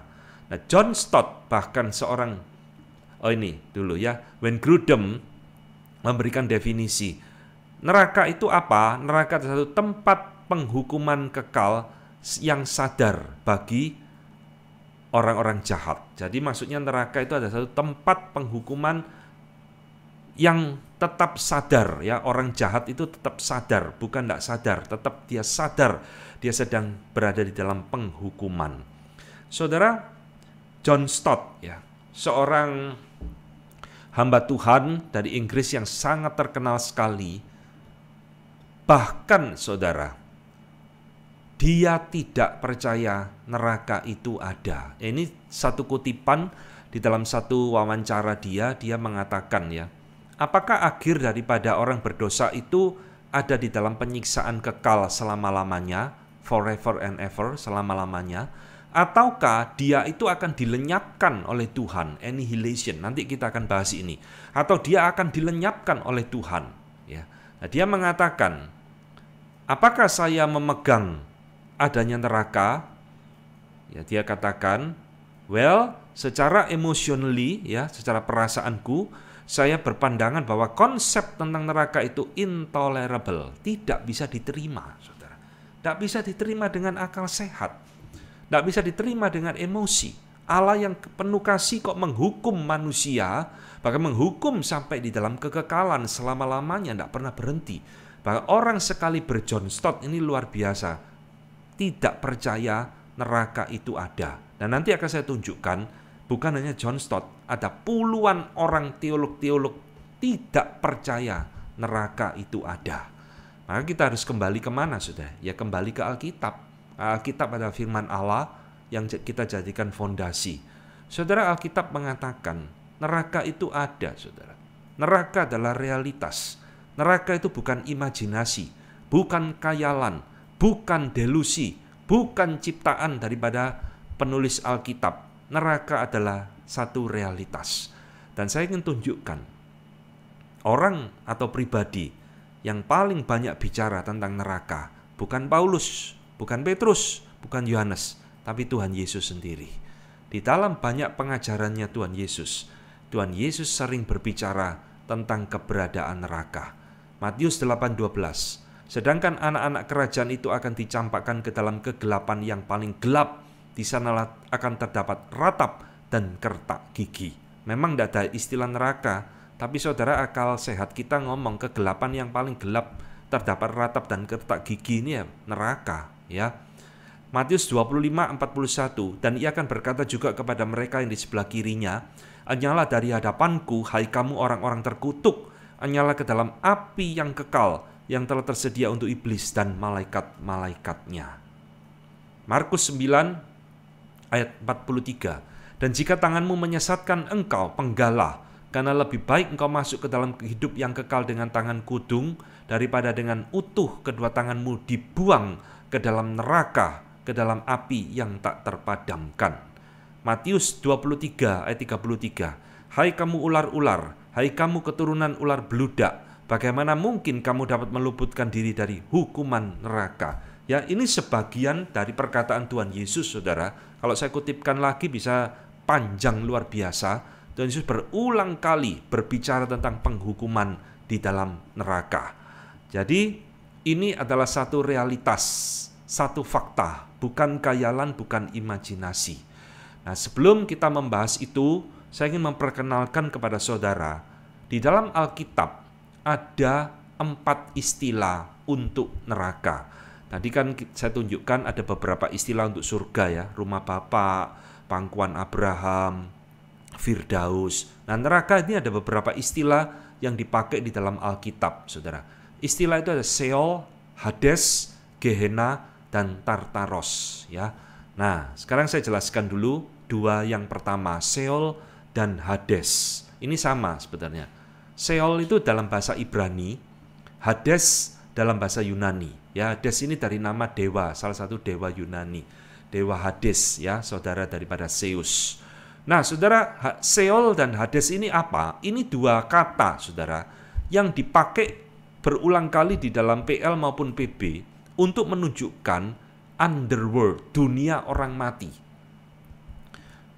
Dan arti daripada Sheol dan Hades ini bisa bermacam-macam, tapi ya seputar dunia orang mati. Pertama, artinya bisa berarti kubur, ya, kuburan, ya, kuburan jasmani. Misal, Kisah Rasul 2:31. Karena itu ia telah melihat ke depan dan telah berbicara tentang kebangkitan Mesias, ketika ia mengatakan bahwa dia tidak ditinggalkan dalam dunia orang mati dan bahwa dagingnya tidak akan mengalami kebinasaan. Ya, dunia orang mati di sini pasti menunjuk tentang kubur. Ia tidak ditinggalkan dalam kubur, dunia orang mati. Ya, ini bahasa Yunaninya memakai kata Hades.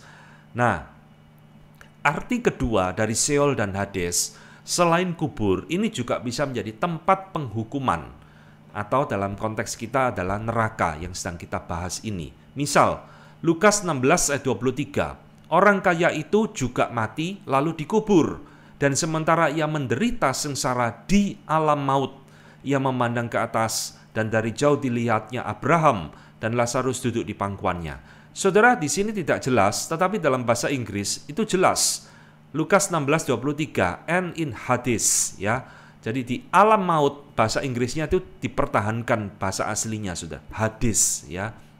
Nah, ini artinya tempat penghukuman.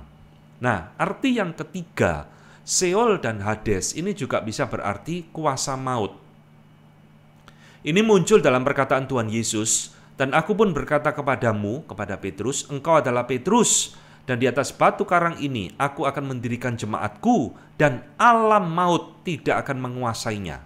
Alam maut di sini itu memakai istilah Hades, ya.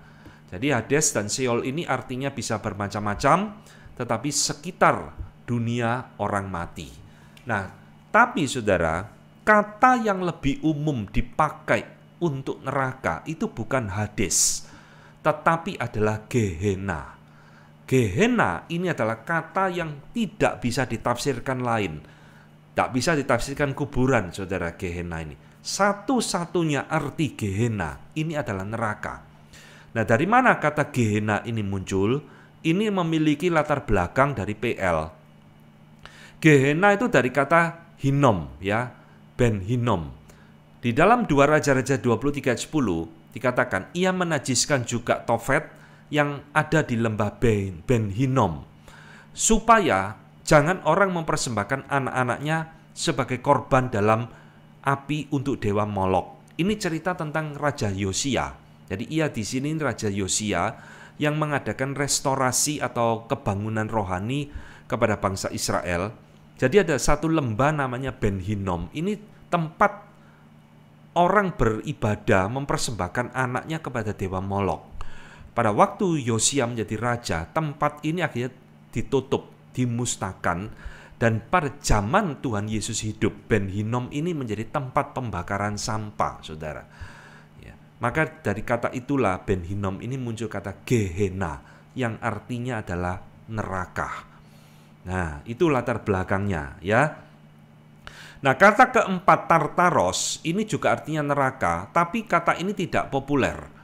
Hanya muncul satu kali sepanjang perjanjian baru kita di 2 Petrus 2 ayat 4. Sebab jikalau Allah tidak menyayangkan malaikat-malaikat yang berbuat dosa, tetapi melemparkan mereka ke dalam neraka, dan dengan demikian menyerahkannya ke dalam gua-gua yang gelap untuk menyimpan mereka sampai hari penghakiman. Ya, kata neraka di sini itu memakai istilah Tartaros, cuma muncul satu kali. Jadi inilah istilah-istilah yang muncul di dalam Alkitab seputar tentang neraka. Dan biasanya kita memakai istilah Gehenna untuk neraka. Nah, sekarang kita akan masuk ya di dalam inti pembahasan kita tentang neraka. Saudara, kenapa neraka ini sulit diterima, saudara? Sekali lagi kita gampang menerima tentang surga, tapi sulit sekali untuk menerima keberadaan neraka. Karena setiap kali kita berbicara tentang neraka, selalu muncul 2 pertanyaan penting yang ada di benak kita. Pertanyaan pertama, ya, itu bertanya tentang cara penghukuman. Apakah betul sih api adalah satu-satunya media penghukuman Allah atau alat penghukuman Allah? Saudara, di dalam Alkitab ya, Tuhan mengatakan ketika berbicara tentang neraka kan selalu konteksnya itu api. Api penghukuman, api kekal, macam-macam. Sehingga muncul pertanyaan, apakah betul api adalah satu-satunya cara Allah menghukum manusia di dalam kekekalan? Ya, kedua pertanyaan yang penting adalah tentang lama penghukuman. Apa iya sih Tuhan itu menghukum orang berdosa di dalam neraka itu kekal atau cuma sementara? Ini pertanyaan yang kedua. Kekal berarti tidak pernah selesai, atau cuma sementara, temporary, ada waktunya lalu stop, berhenti. Nah, ini 2 pertanyaan penting yang akan kita jawab pada malam hari ini. Saking sulitnya 2 pertanyaan ini, saudara, C.S. Lewis di dalam bukunya mengatakan, tidak ada doktrin yang aku ingin buang dari kekristenan selain daripada ini. Maksudnya neraka ini loh. Jika itu ada di dalam kuasaku, aku ingin buang. kata C.S. Lewis. Tetapi itu memiliki dukungan yang penuh dari Alkitab dan khususnya dari perkataan Tuhan kita sendiri. Dan itu dipegang oleh kekristenan sepanjang zaman, dan itu memiliki satu dukungan dari reason, akal budi kita, ya. Coba sudah pikirkan kalimat ini. C.S. Lewis ngomong, kalau aku punya kuasa, punya hak, pengen tak buang saja ini doktrin tentang neraka, tapi aku tidak boleh karena Alkitab mengatakannya. Hari ini kita akan belajar, saudara, menjawab dua pertanyaan penting ini. Cara penghukuman dan lama penghukuman. Ini dua pertanyaan yang krusial tentang neraka. Maka dari dua pertanyaan ini muncullah beberapa pandangan tentang neraka. Pertama, pandangan yang bersifat literal, hurufiah, ya, literal view. Saudara, pandangan ini salah satu dipegang oleh Agustinus. Agustinus mengatakan bahwa orang-orang yang ditinggal oleh Tuhan, ya, artinya jiwa-jiwa yang disiksa, dihukum itu dihukum everlasting punishment, penghukuman yang bersifat kekal, bukan sementara, saudara. Ya, jadi dia mengatakan tidak bisa lagi mereka merasakan selain daripada bodily torment, siksaan tubuh jasmani. Ya, ini pandangan dari Agustinus. Jadi Agustinus percaya bahwa api yang menghukum itu adalah betul-betul api literal, ya, api yang seperti ada di dapur kita itu untuk masak. Dan penghukuman itu bersifat kekal selama-lamanya. Nah, tafsiran ini atau literal view ini dipegang juga oleh banyak orang, saudara. Bapak Gereja John Chrysostom, Bapak Gereja Tertullian, Anselmus, Thomas Aquinas, Puritan, Jonathan Edwards, dan Charles Spurgeon, dan macam-macam berpegang kepada ini.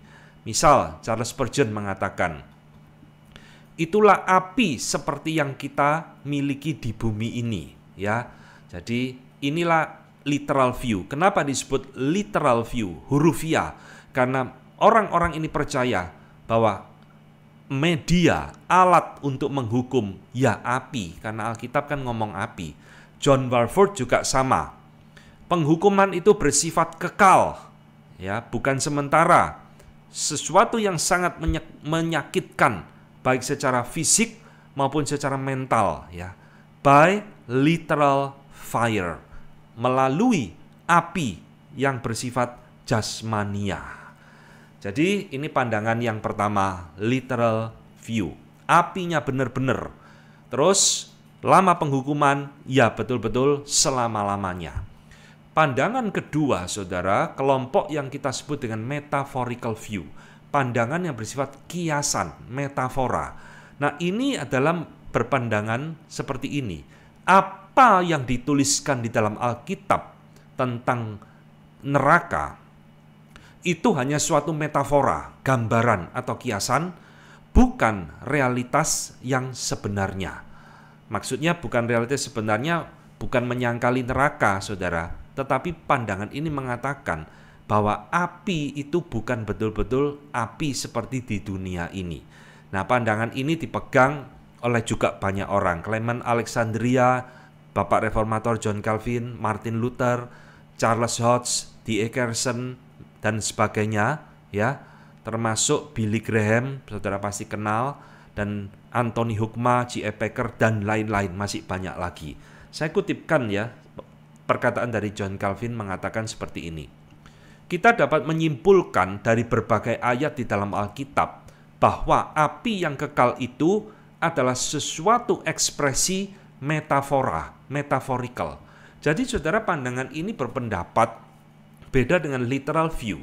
Api di dalam Alkitab itu bukan betul-betul api seperti yang ada di dapur kita itu untuk masak. Bukan, itu cuma bahasa kiasan. Ya. Nah, Martin Luther juga mengatakan hal yang sama.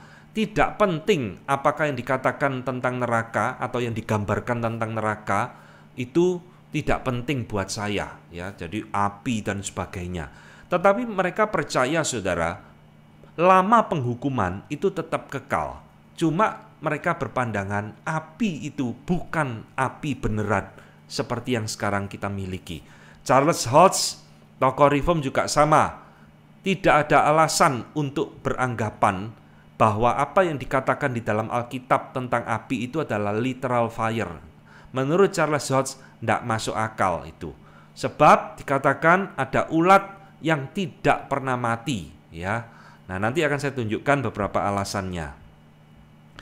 J.I. Packer, tadi saya sudah sebut namanya, dia mengatakan kesalahan yang seringkali diambil, ya, tentang neraka itu menganggap neraka itu sebagai dengan gambaran physical description, gambaran secara fisik, di mana kenyataannya itu hanya satu imagery symbolizing realities, realitas yang disimbolkan dengan api. Ya, J.I. Packer mengatakan itu kesalahan banyak orang mentafsirkan Alkitab tentang neraka ini secara hurufiah. Anthony Hoekema juga sama. Gambaran tentang neraka harus dimengerti secara simbolis. Tetapi, nah ini kalimat penting, realitas tentang neraka itu jauh lebih mengerikan daripada simbol yang digambarkan. Jadi ini orang-orang, saudara, yang berpandangan bahwa sebenarnya api yang dikatakan di dalam Alkitab itu jangan ditafsirkan secara literal, secara betul-betul api. Ya. Nah, gambaran Norman Geisler agak aneh sedikit. Dia mengatakan seperti ini. Apinya itu real, api sungguhan, tapi tidak harus api yang bersifat fisik. Ya. Nah, ini kenapa kok apinya itu bukan api yang fisik? Karena tubuh ini, ya, karena orang-orang yang di neraka itu memiliki tubuh yang tidak bisa binasa, maka api yang ada di dunia ini tidak bisa menghukum mereka. Jadi ini, saudara, Norman Geisler mengatakan ya dihukum dengan api, tapi apinya beda dengan api dunia ini. Nah, William Crockett mengatakan di dalam bukunya, dia mengatakan, saya ingin menggarisbawahi bahwa Alkitab mengajarkan tentang neraka itu sesuatu yang real, ya, real hell. Satu tempat penghukuman yang sangat menakutkan. Tetapi seperti apa tepatnya tempat itu, dia mengatakan we do not know, kita tidak tahu. Dengan kata lain, William Crockett juga ingin mengatakan sebenarnya gambaran tentang neraka di dalam Alkitab itu bersifat metafora, kiasan, saudara. Jangan ditafsirkan apinya itu betul-betul api seperti di dunia ini. Nah, ini pandangan kedua. Ya, kita lanjut sekarang masuk di dalam pandangan ketiga. Nah, ini pandangan ketiga ini agak aneh sedikit. Disebut dengan conditional immortality dan annihilationist. Saya jelaskan, apa itu conditional immortality? Saudara, conditional ini kan artinya bersyarat. Immortality kan artinya kekal. Jadi, conditional immortality ini mengajarkan kekekalan jiwa itu bersyarat, condition, yaitu harus percaya kepada Tuhan Yesus. Kalau dia percaya, maka dia dapat hidup kekal, jiwa yang kekal. Tapi kalau dia menolak, ya jiwanya itu tidak kekal, alias akan lenyap, binasa. Maka disebut dengan conditional immortality, kekekalan yang bersifat bersyarat. Ada syaratnya kalau kamu mau hidup kekal, yaitu percaya Yesus. Kalau tidak percaya Yesus, ya jiwamu akan tidak kekal, alias lenyap. Nah, ini mirip dengan annihilation. Annihilation dari kata Inggris annihilate, ya, dimusnahkan, dilenyapkan. Itu satu pandangan, saudara, mengatakan bahwa jiwa orang berdosa yang menolak Tuhan itu tidak dihukum di dalam neraka, tapi akan dimusnahkan di neraka. Jadi intinya, kedua teori, kedua pandangan ini tentang neraka itu sebenarnya mirip, saudara. Neraka itu bukan tempat penghukuman. Neraka itu tempat pemusnahan jiwa atau roh. Seperti tempat pembakaran sampah itu loh. Sampah-sampah yang tidak berguna dibawa ke tempat pembakaran, lalu dibakar, lenyap, hilang, ya sudah. Nah, pandangan ini, kedua pandangan ini, saudara, itu berpikiran seperti itu. Bahwa neraka ini bukan tempat penghukuman kekal, tapi tempat pemusnahan. Kalau namanya musnah, ya tidak dihukum, sudah lenyap, hilang. Yang masuk surga ya masuk, yang percaya Tuhan, yang menolak dimusnahkan. Tidak ada penghukuman, ya.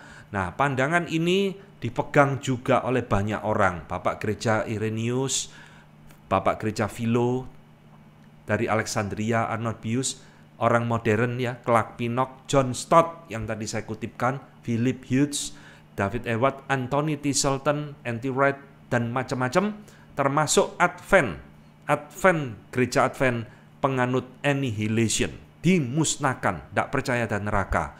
Termasuk adalah saksi Yehova, juga tidak percaya ada neraka. Neraka bukan tempat penghukuman, neraka itu tempat pemusnahan jiwa. Saya kutipkan satu perkataan dari Clark Pinnock, ya. Clark Pinnock mengatakan, dengan kata lain, apakah neraka itu tempat penghukuman, penyiksaan, atau tempat menghanguskan, memusnahkan?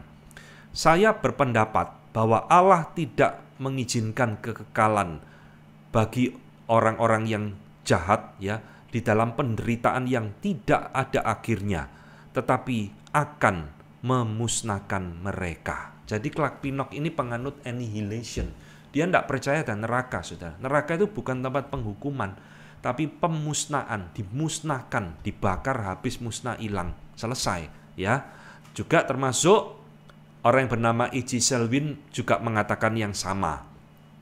Dia mengatakan conditional immortality atau kekekalan yang bersyarat bagi dia adalah sebuah doktrin yang paling cocok dengan ajaran firman Tuhan. Jadi pandangan ketiga ini sekali lagi tidak percaya neraka itu bersifat penghukuman kekal. Neraka itu hanya tempat pemusnahan jiwa. Terakhir, saudara, pandangan yang disebut dengan purgatorial view dan universalisme. Ya, pandangan ini, saudara, mengatakan neraka itu bukan tempat penghukuman, melainkan tempat pemurnian jiwa. Sama seperti saya kasihkan analogi, orang di penjara itu bukan dihukum, tapi untuk dididik, diperlengkapi kan dengan keterampilan-keterampilan macam-macam, supaya nanti keluar dari penjara dia bisa melanjutkan kehidupannya dengan keterampilan yang baru. Nah, pandangan keempat itu seperti itu, saudara. Neraka ini bukan tempat penghukuman, tapi untuk memurnikan jiwa manusia yang berdosa, sehingga dia jadi orang lebih baik lagi.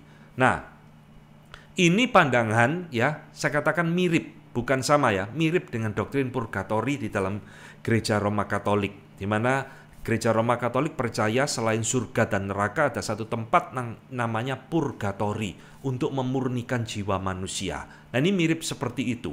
Nah, apa yang terjadi di dalam pandangan ini?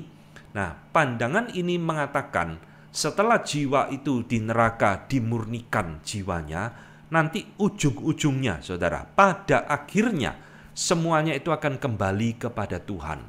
Semuanya akan direstorasi seperti awal penciptaan.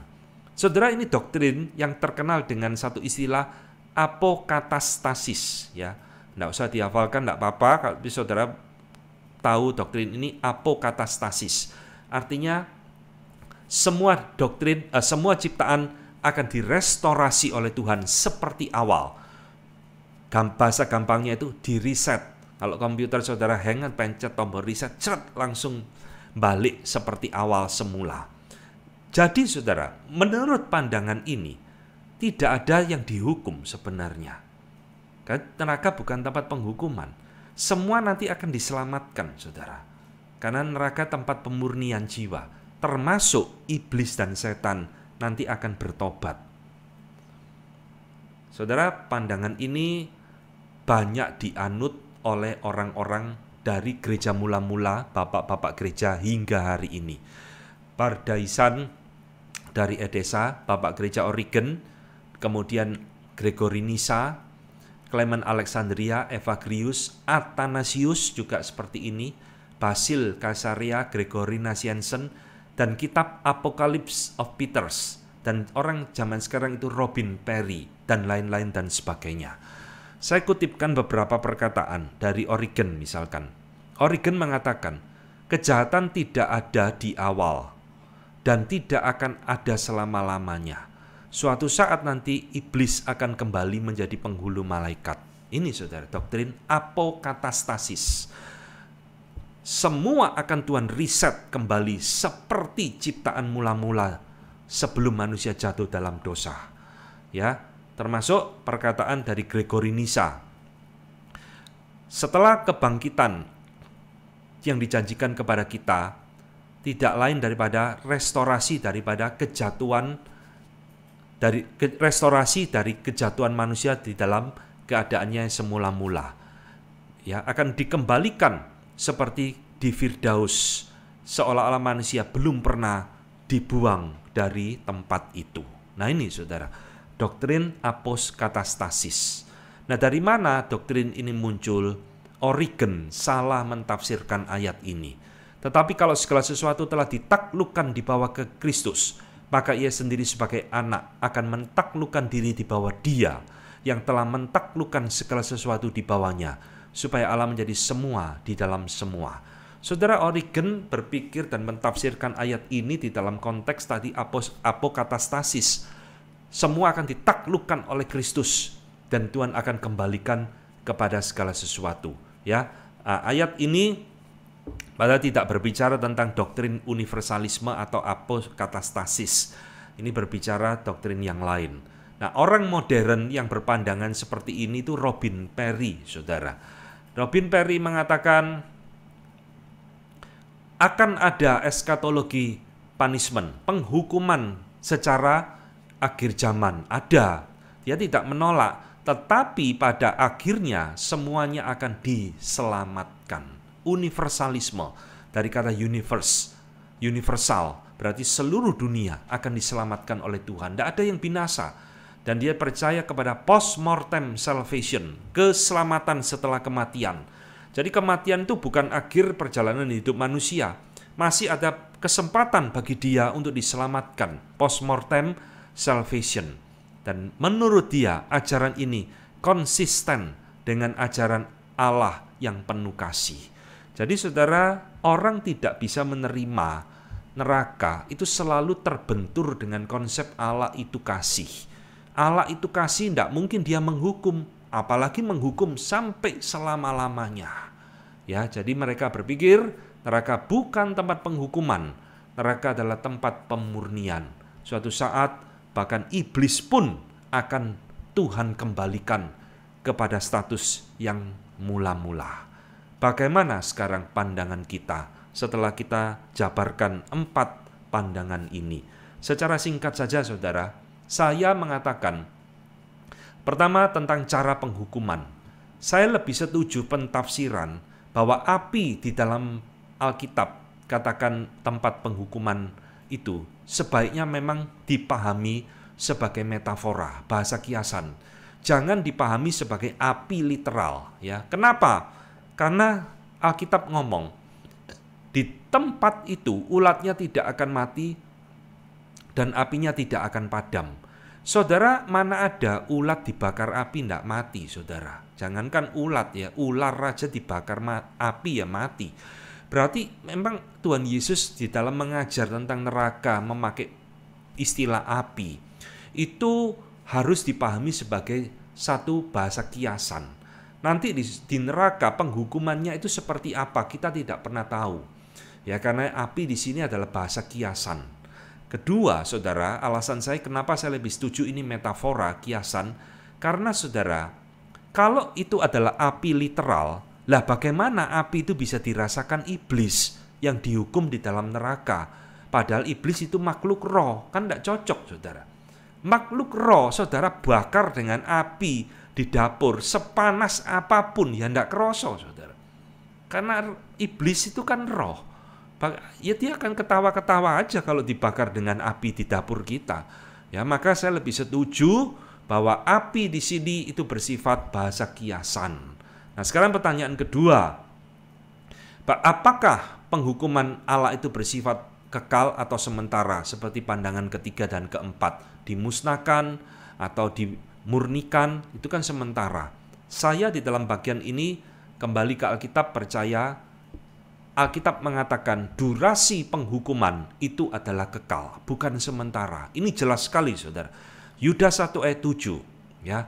Dikatakan sama seperti Sodom dan Gomora dan kota-kota sekitarnya yang dengan cara yang sama melakukan percabulan dan mengejar kepuasan-kepuasan yang tak wajar, telah menanggung siksaan api kekal. Ya, meskipun api di sini metafora, kekalnya di sini jangan ditafsirkan kiasan, saudara. Ini betul-betul kekal. Ini didukung dari Wahyu 20 ayat 10, dan iblis yang menyesatkan mereka dilemparkan ke dalam lautan api dan belerang, yaitu tempat binatang dan nabi palsu itu, dan mereka disiksa siang malam sampai selama-lamanya. Bukan sampai sementara, selama-lamanya.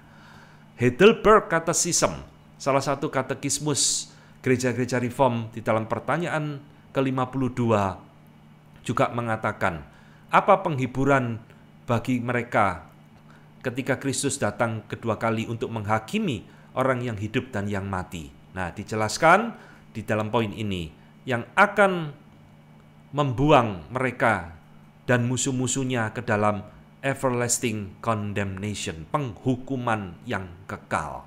Ya, ini dalam pengakuan iman Heidelberg juga sama. Westminster Confession, salah satu pengakuan iman penting juga, bab 6, poin ke-6 juga mengatakan, setiap dosa, baik dosa asal maupun dosa perbuatan, dan semua pelanggaran akan dihukum melalui murka Allah. Ya, dia berkatakan seperti ini, dengan segala penderitaan, baik secara rohani, sementara, dan kekal. Jadi maksudnya sementara ini ya di dunia ini dan di dalam kekekalan. Tidak ada, saudara, pengakuan iman Gereja Reform mengatakan penghukuman Tuhan itu sementara, dimurnikan, lalu dibalikkan lagi ke dalam kondisi kondisi asalnya. Tidak ada, ya. Nah, saudara, ini adalah dua pandangan jawaban dari kita. Api itu metafora dan lama penghukuman itu bersifat kekal selama-lamanya. Nah, bagaimana dengan kehidupan di langit, di neraka ini, penghukuman? Jadi penghukuman atau kehidupan di langit dan bumi yang baru ini adalah kehidupan di dalam waktu, ya. Tadi saya katakan kan, kita hidup di langit yang bumi baru itu dengan waktu yang tidak berkesudahan, maka logikanya, saudara, penghukuman di dalam neraka itu juga di dalam waktu yang tidak berkesudahan, alias kekal. Nah, Anthony Hukma kembali mengatakan, ini eksegesis penggalian Alkitab. Saudara, kata aionios itu berarti kekal. Nah, kata aionios ini dipakai baik untuk hidup kekal maupun untuk penghukuman kekal. Jadi Anthony Hukma itu ingin menekankan kepada kita, kalau kamu bisa menerima surga itu kekal, hidup kekal, kenapa kok tidak bisa menerima penghukuman itu kekal? Padahal kata yang dipakai itu sama, aionios, ya. Kalau kamu bisa menerima aionios untuk hidup kekal, maka seharusnya kamu juga harus bisa menerima aionios untuk penghukuman yang kekal. Nah, logikanya seperti itu. Jadi, di dalam poin ini kita berbicara penghukuman itu bersifat kekal, bukan sementara. Sama seperti tadi, di dalam hidup yang kekal, tidak semua orang menerima pahala yang sama. Maka di dalam neraka juga sama. Tidak semua orang menerima tingkat hukuman yang sama. Ya, Anthony Hukma mengatakan, tidak semua orang yang terhilang akan menjalani penderitaan penghukuman seperti Yudas. Ada tingkat-tingkatannya yang seharusnya dia terima, ya, yang layak dia terima. Dari mana pemikiran ini, saudara? Dari Alkitab, dari perkataan Tuhan Yesus sendiri. Matius 11, 23-24. Dan engkau Kapernaum, apakah engkau akan dinaikkan sampai ke langit? Tidak. Engkau akan diturunkan sampai ke dunia orang mati. Ini Hades, ya. Karena jika Sodom terjadi mujizat yang telah terjadi di tengah-tengah kamu, kota itu tentu masih berdiri sampai hari ini.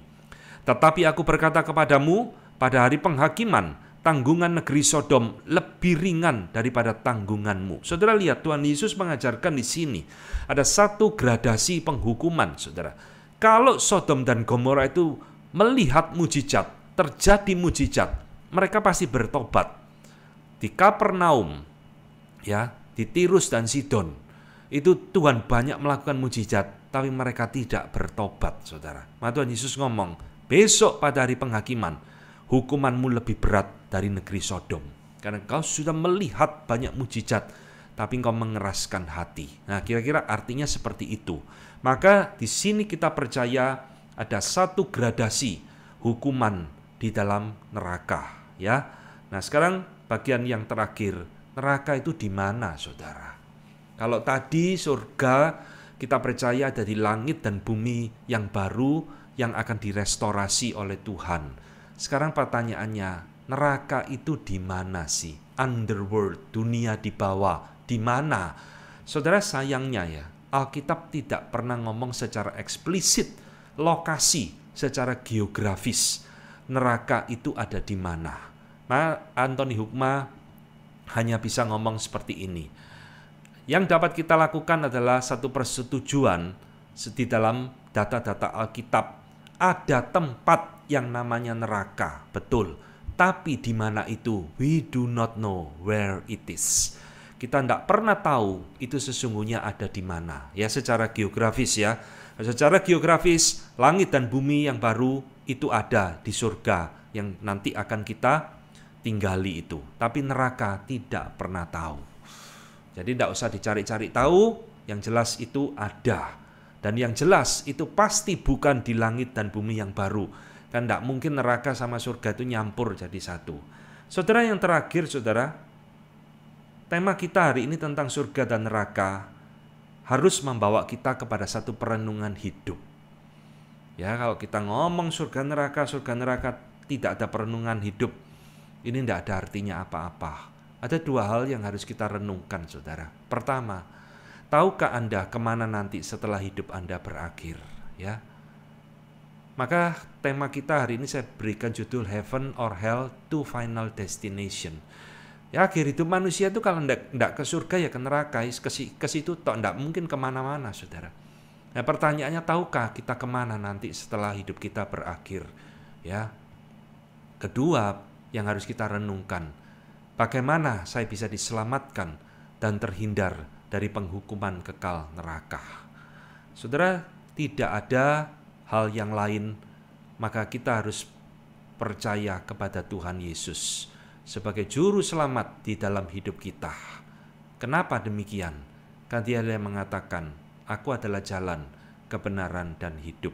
Tidak ada orang datang kepada Bapa kalau tidak melalui aku. Inilah tema kita pada malam hari ini. Semoga menjadi berkat bagi saudara. Dan saya stop sampai di sini, kita masuk di dalam acara tanya jawab.